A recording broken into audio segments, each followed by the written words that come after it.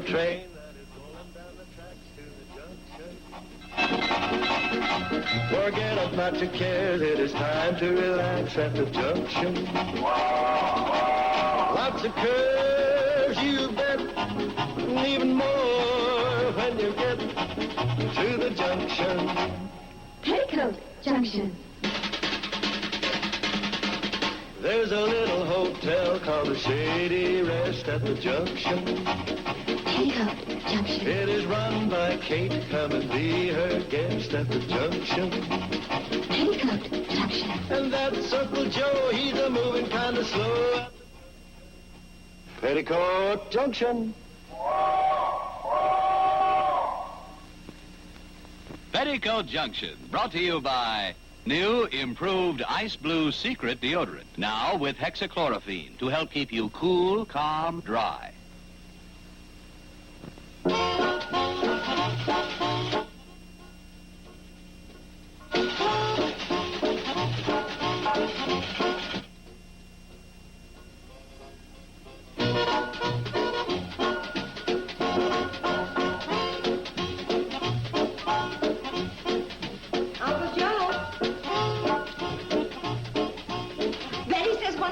Left. Did he settle up his bill? Yeah, I took care of it. Well, I'm sure glad somebody checked out. Business has been terrible lately. Well, losing guests don't improve it any. Oh, I know. But it gives us some cash to feed the ones we have left. Where is it? This here feller didn't pay me in cash. Oh, well, I'm sure his check's good. Yeah, of course it is. He didn't give me a check either. Oh, no, Uncle Joe, not again. What do you mean? You let him pay you off in useless sample merchandise, didn't you? I did no such thing. Oh, thank goodness. For a minute, you gave me quite a turn. There ain't nothing useless about this sample merchandise. You just spun me the whole way around. Wait till I show you what I wangled out of that salesman. Hey, this is the best deal yet. Better than the 6 dozen hula hoops you wangled out of the last one? They're still cluttering up the attic. 4 dozen. You forgot the batch I traded to Hank Folsom. Oh, yes. For a gross of button hooks, wasn't it? And 2 pogo sticks. Then he'll be worth good money. Oh, sure. If people start whirling and jumping in high button shoes, we'll be rich. Bet you Hank's still kicking himself for that one. Kate, how would you like a beautiful painting to hang back of the desk? We got a painting hanging there. But this one's permanent.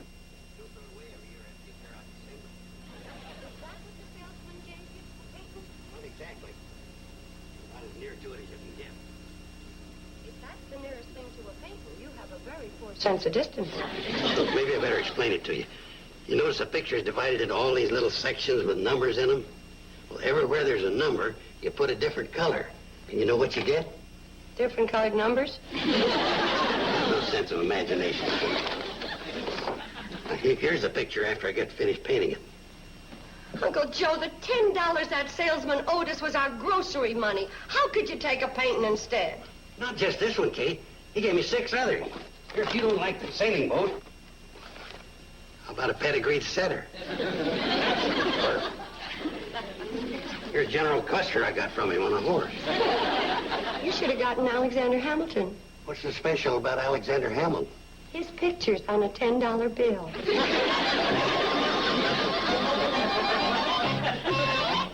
It's number 13 green.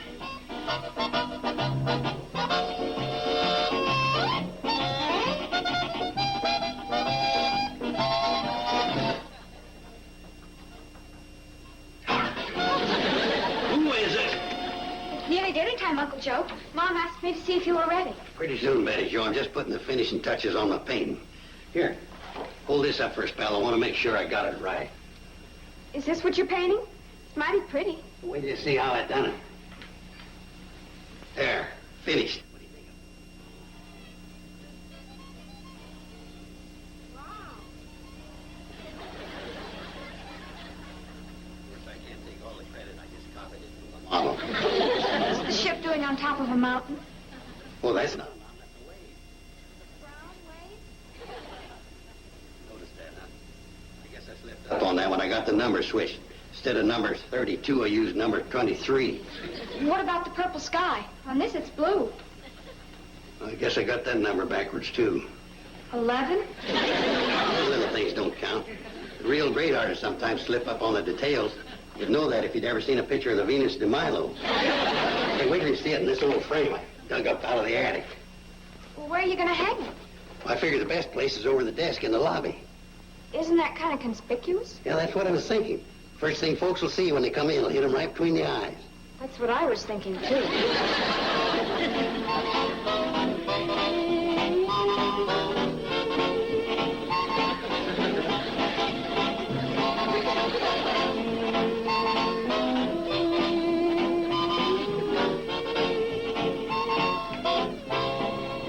Uncle Joe, you better take this laundry upstairs. The cannonball's in. I gotta get dinner started. And besides, I was... Well, you could have waited till I had a hold of it. Well, you've seen the picture. How's it hit you? right between the eyes. It's still there. Well, ain't you going to say something? As soon as I figure out a way to phrase it.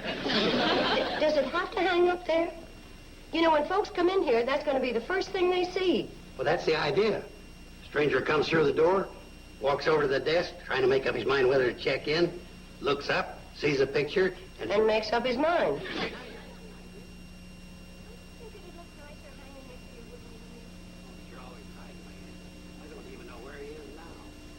Down in the cellar, behind the furnace. Hey, just because you've got no appreciation of art, don't mean... Here's the groceries you asked me to pick up at Sam Drucker's, Kate, and we brung 2 passengers for dinner.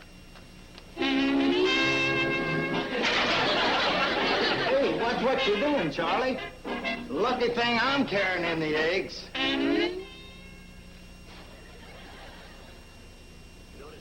You fellas, I done it.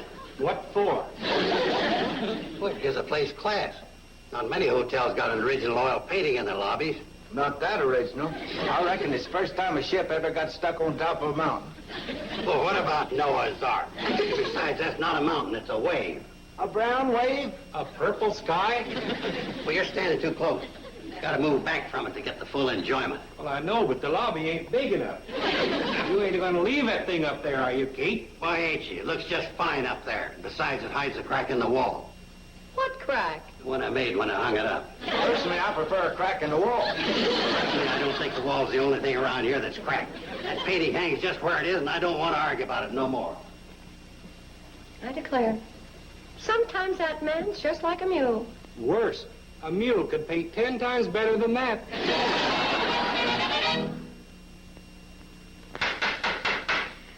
Looks nice. Katie, I'm dying. Why,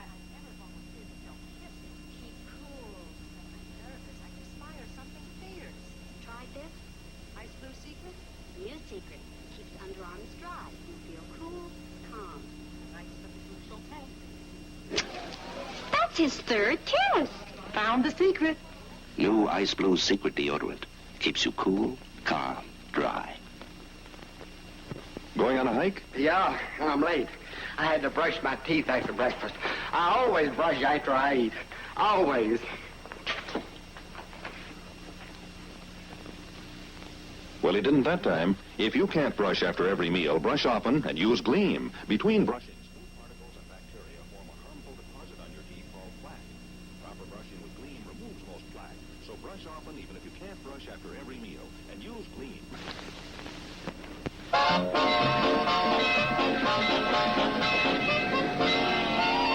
Oh, the ridiculous idea. Stopping a train in the middle of nowhere for dinner. If it's just for dinner, why do I have to lug this vase with me? Because it's an expensive antique. I don't want to let it out of my hand. You mean my hands? This thing's heavy. Stop complaining, Parks. What do you think I pay you for? Besides, you know about my backpack.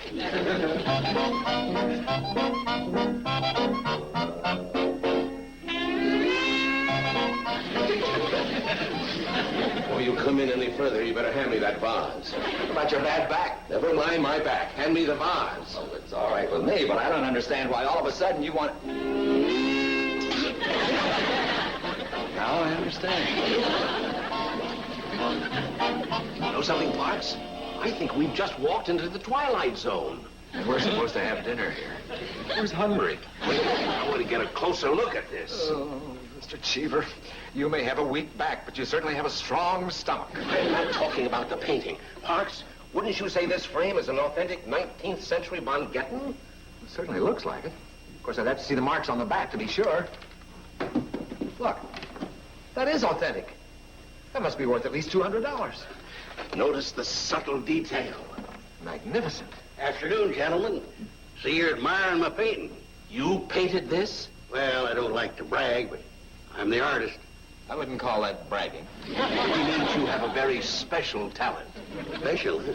I don't believe there's another human being alive who could do something like this. Isn't that right? Well, that's the best painting I've ever seen of a ship on top of a mountain. Would you be willing to sell it? It's not a mountain. Sell it? For money? Of course. I'm an art dealer in Nashville, and I'd be very interested in buying this painting, as is. How much do you want for it? Well, let me see now. There's the paint, the canvas, labor, wear and tear on the brush. $20? 15 with the frame. Sold. So? I knew I was dealing with a shrewd trader. It's easy to see you're as good a businessman as you are an artist. I'm warning you, Kate. You leave that thing hanging up there won't be a guest left in the hotel. Oh, is it really that bad? You ought to see it. Billy Joe, that's not a nice thing to say to your sister. All right, folks, here's your last chance to see this work of art. I'm sorry. That's all right, Bobby Joe. It wasn't your fault. See, you've come to your senses and took that crazy picture down. Crazy picture, huh? This painting's just been sold for $15. Who's crazy now? The feller who bought it. The feller who bought it's an art dealer from Nashville. One of the passengers you brung in on the cannonball. Uncle Joe, I mean, you really sold it? For $15. I'm on my way to create it for the man right now. Well, does he know how you did it? By coloring in the numbers? He didn't ask me. Don't you think he should know? He paid $15 for an original painting. Yours is just a copy. This ain't a copy. The original was a picture of a ship riding on a wave. This here's a picture of a ship stuck on a mountain. If you don't tell him, I will. Oh, now, wait a minute, Kate. Don't ruin my career just as I'm getting started. I'll tell you what. Instead of this old frame, we'll give him the one off Grandpa's picture. You know, the one with the carved cupids and the red and green scallop border? I don't know. We certainly ought to get his money's worth with that. Yeah, I suppose so. But just to make sure, I won't charge him for his dinner.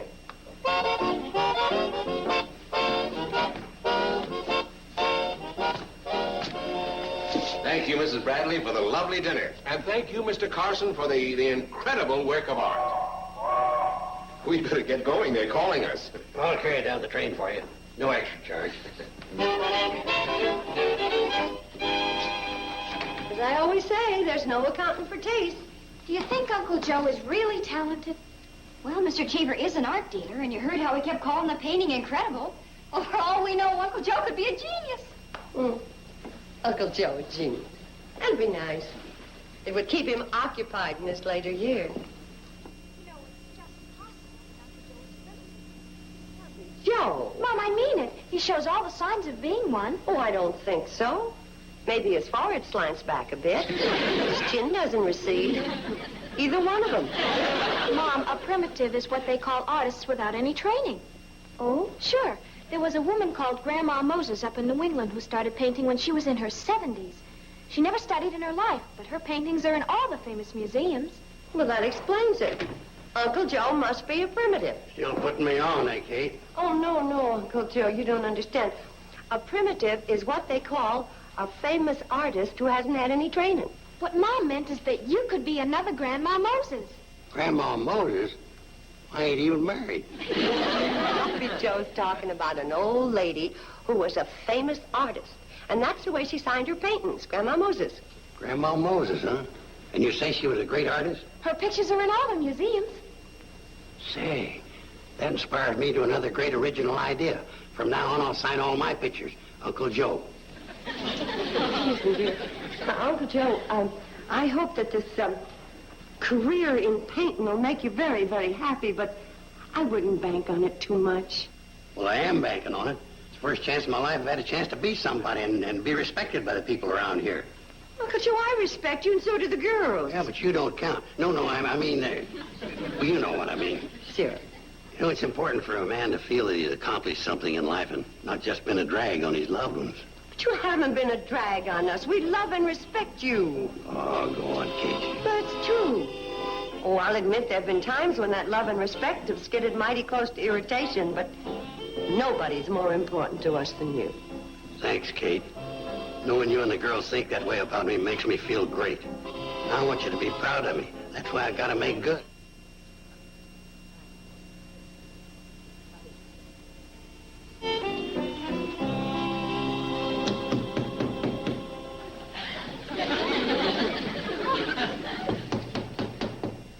Betty, what's all the noise about? Uncle Joe asked me to finish tacking up his press clippings. Press clippings? Sam Drucker ran a big article about Uncle Joe in the Hooterville World Guardian. But honey, all that hammering. You think Sam Drucker prints only one copy of his paper?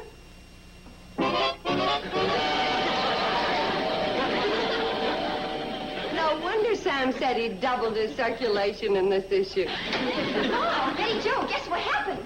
Oh, let me tell it. You go up and tell Uncle Joe. Mom, you're going to tell Uncle Joe. Oh, that's right. Well, I'll run up and tell Uncle Joe, and you can tell them. Well, if you want to tell Uncle Joe... Tell me what? The director of the art museum in Centerville called up Sam Drucker. He read about Uncle Joe in the newspaper, and he's coming here tomorrow to see him. What for? Well, he's thinking of exhibiting all of his paintings in the museum. No kidding. The whole town's buzzing about it. Now, this ought to put Shady Rest on the map. Oh, I wouldn't be too sure of that. But, Mom, if Uncle Joe gets famous, think of the kind of people that will be coming here.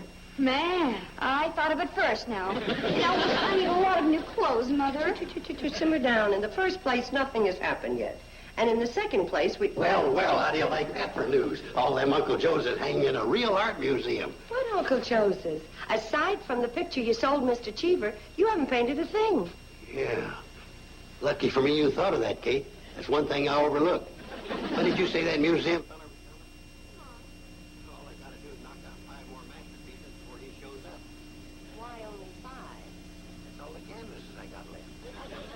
Hey, one of you girls better come along. I'll need you for the pictures. As a model? No, I want you to read off the numbers to me.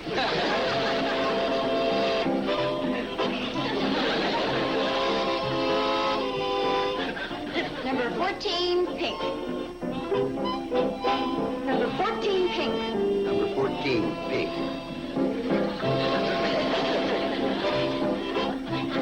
Number 21, violet. Number 21, violet. Number 21, violet. Well, Uncle Joe, you're sloshing it over the lines. Who's the primitive around here, you or me? You are, Uncle Joe, but this one's beginning to look like a primitive's primitive.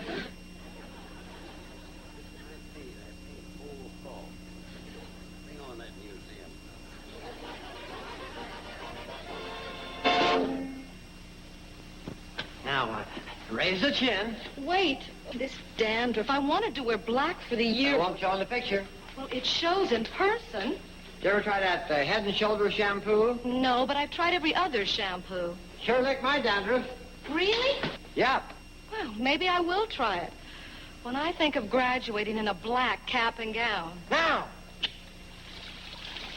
Nice. Well, it just keeps the dandruff away. Yes, they're good, except my hair's so much nicer now. Say, you remember telling me about Head and Shoulders shampoo? Yeah, how'd it work? Like a dream. No dandruff since. And my hair, it's so Say, it soft. really does look better. Could I, maybe have another sitting? Another sitting? Well, that's my own fault. For tipping you off the Head and Shoulders. Yes, finally, a dandruff shampoo that really works. Use Head and Shoulders regularly.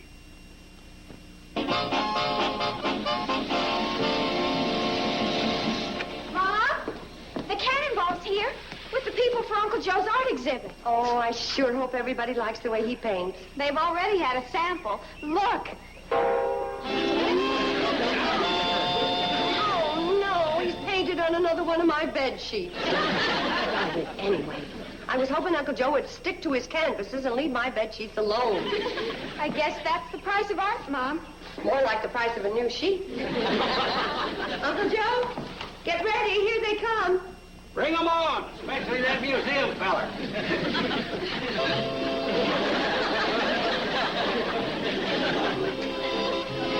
Dandy. Work of art. Exquisite.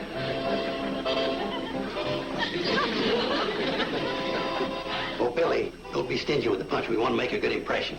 And with each program you hand out, Bobby, be sure there's a press clipping attached. They're here.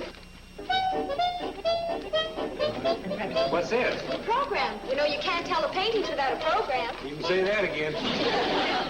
And now let's not block the doorway, folks. Everyone's entitled to a view of the pictures.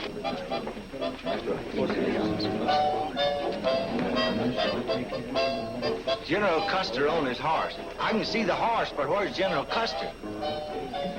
Well, this one's a pedigreed Irish setter.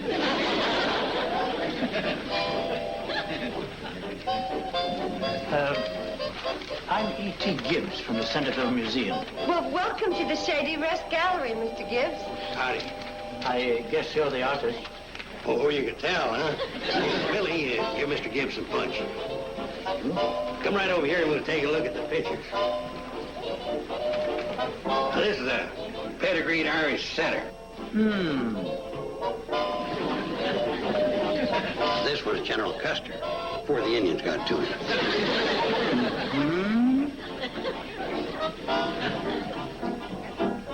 I call this one Church with Steeple.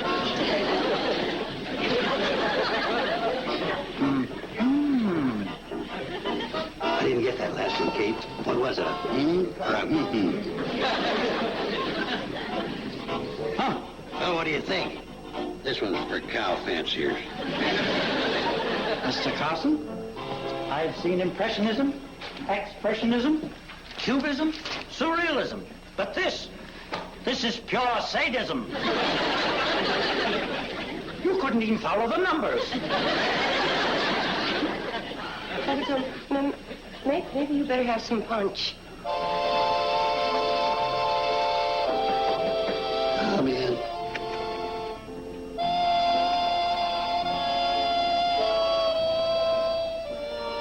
Uncle Joe, it's wrong of you to stay cooped up here brooding. We need you to run the hotel. You just have to get along the best you can without me.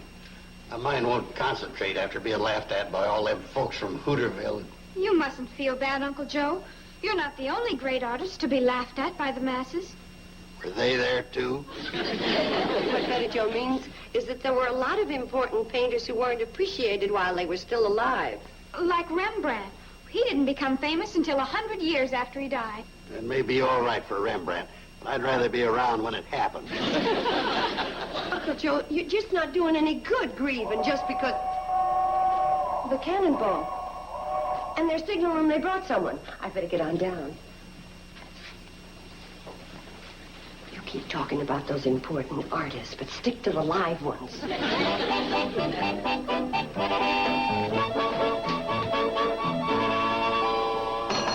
Mr. Cheever, you're back. Of course I'm back. Do you think I'd let myself be swindled? Swindle? You know very well your uncle outsmarted me. Oh, I resent that. Uncle Joe never outsmarted anybody in his whole life. What about this?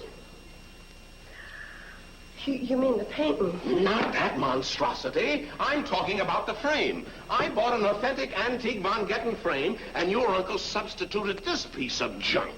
You mean it was the frame you were really after? You don't have to pretend anymore, Mrs. Bradley. I admit $15 was a ridiculous price to pay for a Von Getten, and I see you know its real value. But I still want the frame, and I'll give you $150 for it. Without the picture, $200. 200 will be fine, Mr. Cheever. Great. I'll write you out a check. Just a minute. There are certain conditions.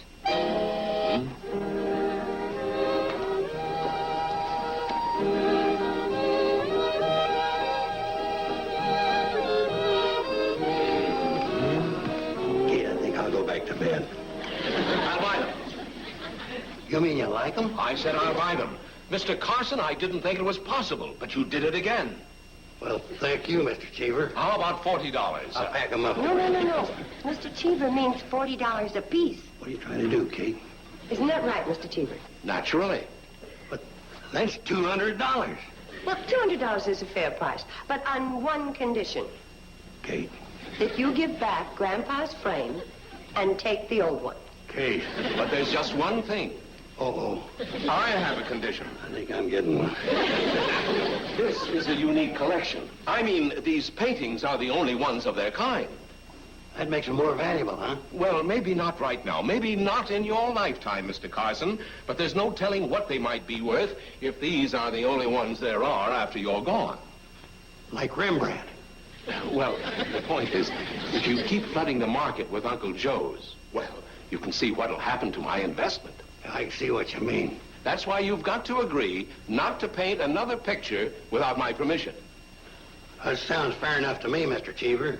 You've got my word on it as a man and an artist. Your word as a man is enough. Now, if I may use the pen in your lobby, I'll write you a check. Uncle Joe, you're a success. A great artist. Yeah, a great retired artist. Don't forget I made a deal with that man. Kate here deserves a little credit. If it weren't for her lucky blunder, we wouldn't have got Grandpa's frame back. $200 for the paintings. And Mr. Cheever said someday they'll even be worth a lot more. Yeah, that's the only hitch. What? I'll always have a feeling that somewhere that fellow will be out there rooting for me to die.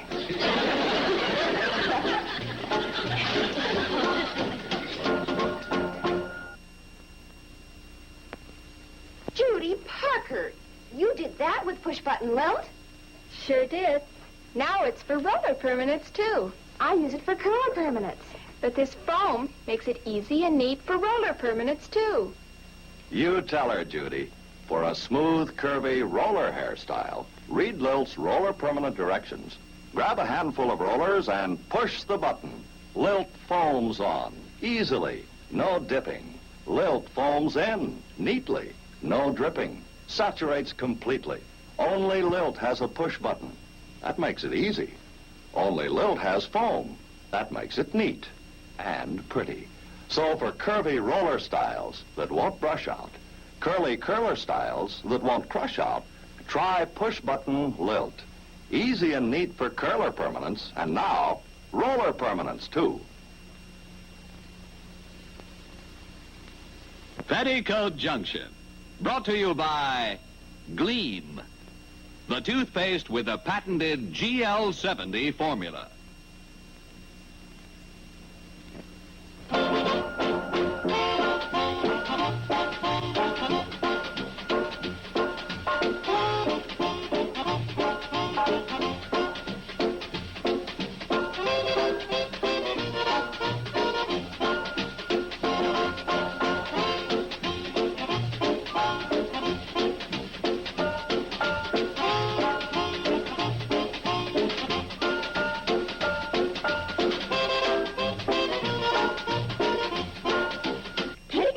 Junction.